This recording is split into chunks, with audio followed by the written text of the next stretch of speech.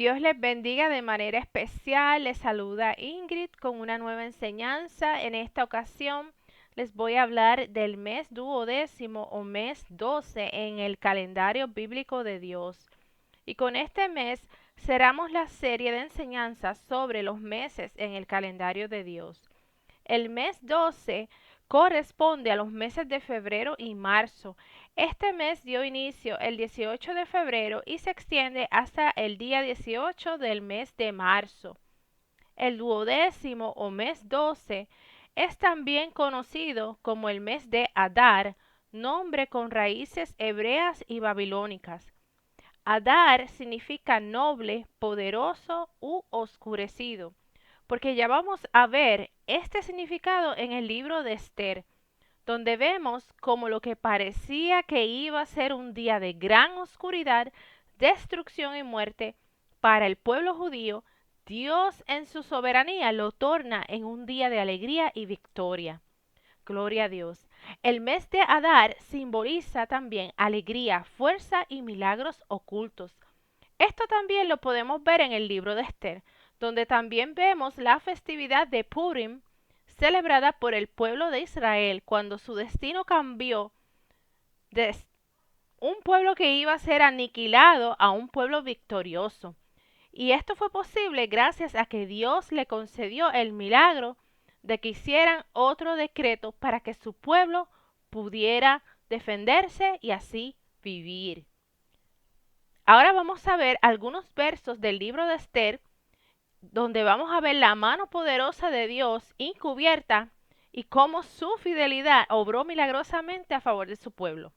Porque el mes 12 es un mes donde Dios revierte los decretos que han sido lanzados en contra de sus hijos. Y vamos a la palabra de Dios en el libro de Esther, capítulo 3, verso 7, donde la palabra de Dios nos dice: en el mes primero, que es el mes de Nisán, en el año duodécimo del rey Asuero, fue echada Pur, esto es, la suerte, delante de Amán, suerte para cada día y cada mes del año.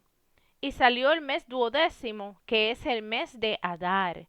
Y aquí vemos que aunque Amán buscaba el mejor día para la destrucción del pueblo de Dios y echó la suerte en el comienzo del año, conforme al calendario bíblico de Dios, no es hasta 11 meses después, específicamente en el mes 12, que es el último mes del calendario bíblico, donde el decreto de destrucción es emitido. Los meses anteriores al mes 12 permitieron el tiempo necesario para que la mano de Dios actuara a través de la reina Esther y Mardoqueo, para traer un cambio de escenario, porque Dios es experto cambiando pronósticos de situaciones que ante los ojos del ser humano es algo imposible, pero la palabra de Dios nos dice que para Dios no hay nada imposible.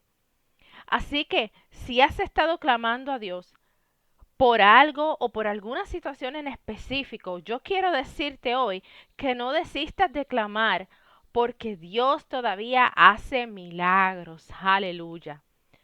¿Qué vemos en la historia del libro de Esther? Que el rey Asuero había engrandecido al malvado Amán, poniéndolo por encima de todos los príncipes, y cuando los siervos que estaban en la puerta del rey, todos ellos, dice la palabra, que ellos se arrodillaban y se inclinaban al ver a Amán. Y el único que no se arrodillaba, el único que no se postraba ni se humillaba ante él, era el judío Mardoqueo. Y esta acción de Mardoqueo enfurecía y llenaba de odio a Amán, y procuró destruir al pueblo de Mardoqueo, que era el pueblo judío. Y Amán utiliza entonces esta forma de superstición de echar el pur o echar la suerte. Y esta palabra pur, de ahí es que sale la palabra hebrea purim, echar la suerte. Esta festividad que celebra el destino judío que pasó de ser destruido a obtener la victoria.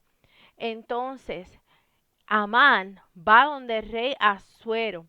Y en Esther capítulo 3 versos del 8 al 11 vemos lo que Amán le propone al rey Asuero. Y dice, y dijo Amán al rey Asuero: hay un pueblo esparcido y distribuido entre los pueblos en todas las provincias de tu reino, y sus leyes son diferentes a las de todo pueblo, y no guardan las leyes del rey, y al rey nada le beneficia al dejarlos vivir. Si place al rey, decrete que sean destruidos, y yo pesaré 10,000 talentos de plata a los que manejan la hacienda, para que sean traídos a los tesoros del rey. Entonces el rey quitó el anillo de su mano y lo dio a Amán, hijo de Amedata Agageo, enemigo de los judíos. Y le dijo: la plata que ofreces sea para ti, y asimismo el pueblo, para que hagas de él lo que bien te pareciere. Y en el verso 13 vemos que oficialmente sale la orden decretada para la exterminación del pueblo judío. Esther capítulo 3 verso 13. Y fueron enviadas cartas por medio de correos a todas las provincias del rey, con la orden de destruir, matar y exterminar a todos los judíos, jóvenes y ancianos, niños y mujeres en un mismo día. En el día 13 del mes duodécimo, que es el mes de Adar, y de apoderarse de sus bienes. Y aquí en el verso 13 vemos el decreto real, influenciado por el odio de Amán, enemigo del pueblo judío, para exterminar, matar y aniquilar a todos los judíos. Y asimismo opera el enemigo hoy día. Él suelta decretos en contra de los hijos de Dios. Él suelta decretos que vienen a robar, a matar y a destruir. El plan de Amán no era un juicio divino en contra del pueblo de Dios, sino un plan maquiavélico del mismo Amán, motivado por su gran odio, donde él buscaba exterminar a todo un pueblo. Y el enemigo quiso levantarse en contra del pueblo de Dios, pero así como lo vemos y lo leemos en Juan 10:10, donde nos dice que el ladrón no viene sino para hurtar y matar y destruir. Pero dice el Señor: yo he venido para que tengan vida y para que la tengan en abundancia. El enemigo vino a destruir, pero Jesús vino para que tuviéramos vida. Y aunque Amán se había levantado para destruir al pueblo judío, Dios ya tenía un plan de redención, cuando posicionó a Esther como reina del imperio de Persia. Y en el capítulo 8 del libro de Esther leemos que el rey Asuero le da la casa de Amán a Esther. Esther capítulo 8, voy a leer los versos del 8 al 14. Escribid pues vosotros a los judíos como bien os pareciere, en nombre del rey, y selladlo con el anillo del rey. Porque un edicto que se escribe en nombre del rey y se sella con el anillo del rey no puede ser revocado. Entonces fueron llamados los escribanos del rey en el mes tercero, que es Sibán, a los 23 días de ese mes, y se escribió conforme a todo lo que mandó Mardoqueo a los judíos y a los sátrapas, a los capitanes y a los príncipes de las provincias que había desde la India hasta Etiopía, 127 provincias, a cada provincia según su escritura, y a cada pueblo conforme a su lengua, a los judíos también conforme a su escritura y lengua. Y escribió en nombre del rey Asuero y lo selló con el anillo del rey, y envió cartas por medios de correos, montados en caballos veloces, procedentes de los repastos reales, que el rey daba facultad a los judíos que estaban en todas las ciudades para que se reuniesen y estuviesen a la defensa de su vida, prontos a destruir y a matar y a acabar con toda fuerza armada del pueblo o provincia que viniese contra ellos, y aun sus niños y mujeres, y apoderarse de sus bienes. Y en un mismo día, en todas las provincias del rey Asuero, en el día 13 del mes duodécimo, que es el mes de Adar, la copia del edicto que había de darse por decreto en cada provincia, para que fuese conocido por todos los pueblos, decía que los judíos estuviesen preparados para aquel día para vengarse de sus enemigos, Los correos, pues, montados en caballos veloces, salieron a toda prisa por la orden del rey, y el edicto fue dado en Susa, capital del reino. Y en estos versos vemos que el decreto emitido por Mardoqueo fue autorizado por el rey Asuero, y este decreto permitía a los judíos defenderse contra sus enemigos el mismo día que un decreto había sido fijado para su destrucción. Y esto fue una contramedida legal, por decirlo así, porque el decreto original de Amán no podía ser revocado, porque había sido sellado con el sello de rey. Mas, sin embargo, este nuevo edicto que la reina Esther y Mardoqueo prepararon promovía la defensa propia en contra de los que fueran a atacarlos. Esto, en cierta medida, anulaba el decreto de Amán. Este nuevo decreto también tenía el sello del rey, lo cual le daba validez en todo el imperio. Y vemos como ahora hay un cambio de panorama. Y lo que se veía como que iba a ser un día de humillación, ahora Dios lo tornaría en un día de exaltación. Y lo que iba a ser un día de terror y muerte para los judíos, ahora Dios lo convertía en un día de vida y victoria para su pueblo. Y aquí podemos ver un reflejo de la gran soberanía de Dios para traer protección a su pueblo, transformando una situación de muerte inminente en una de salvación y gran gozo. Y hoy quizás tú estás pasando por situaciones que quizás tú no le ves la salida. Quizás es una enfermedad, quizás es la depresión que vino a tocar a tu puerta, quizás es una situación económica o a lo mejor es una situación que estás pasando con un ser querido. Pero no importa cuán difícil pueda ser esa situación ante tus ojos, Dios en su soberanía puede tornar esa realidad en algo positivo. Tu realidad no representa la verdad de Dios para tu vida. La palabra de Dios dice en Romanos capítulo 8, verso 28, y sabemos que a los que aman a Dios, todas las cosas les ayudan a bien. Esto es, a los que conforme a su propósito son llamados. Recuerda que en Jesús somos más que vencedores. Y el mes 12 es un mes donde Dios revierte los decretos. Leemos lo que dice en Esther capítulo 9, verso 1. En el mes duodécimo, que es el mes de Adar, a los 13 días del mismo mes, cuando debía ser ejecutado el mandamiento del rey y su decreto, el mismo día que los enemigos de los judíos esperaban enseñorearse de ellos, sucedió lo contrario, porque los judíos se enseñorearon de los que los aborrecían. Y en este capítulo 9 del libro Esther vemos un giro culminante. En un mismo día se revierte el decreto de muerte a un decreto de vida y celebración. En este capítulo vemos también que ocurre un cambio de escenario, de víctimas a vencedores. Y aunque en este libro de Esther nunca se menciona el nombre de Dios, fue la mano misma de Dios, la mano poderosa que intervino y mostró protección y preservación para su pueblo. Isaías capítulo 45, verso 15 nos dice: verdaderamente tú eres Dios que te encubres, Dios de Israel que salvas.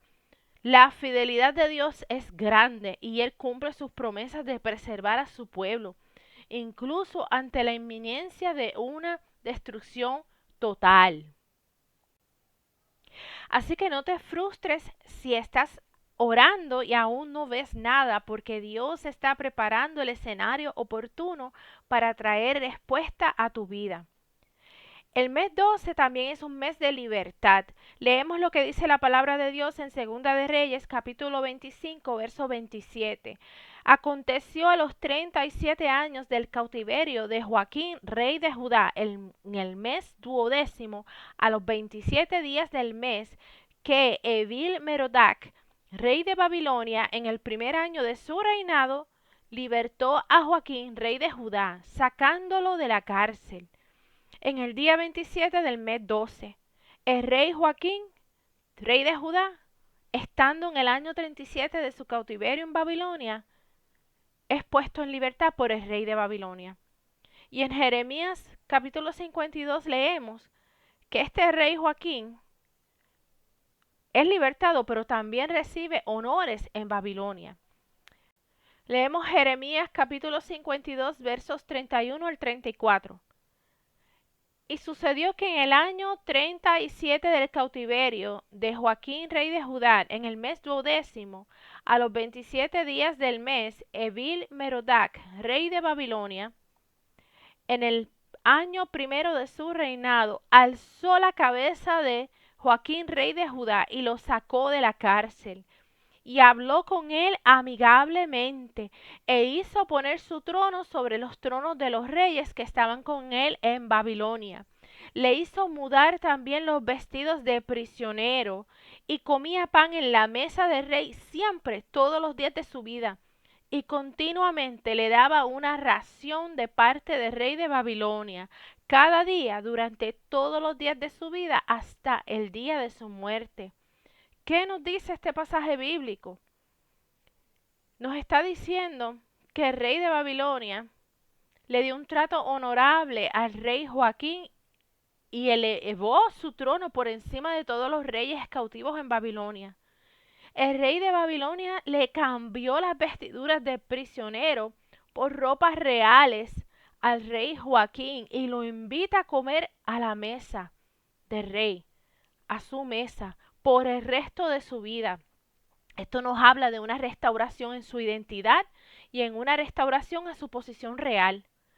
El rey Joaquín también recibe una asignación diaria de provisión. Y aquí vemos el cuidado de Dios por sus hijos, aun cuando están en tierras extrañas. Y este es un tiempo propicio para esos hijos de Dios que se han salido del camino de Dios.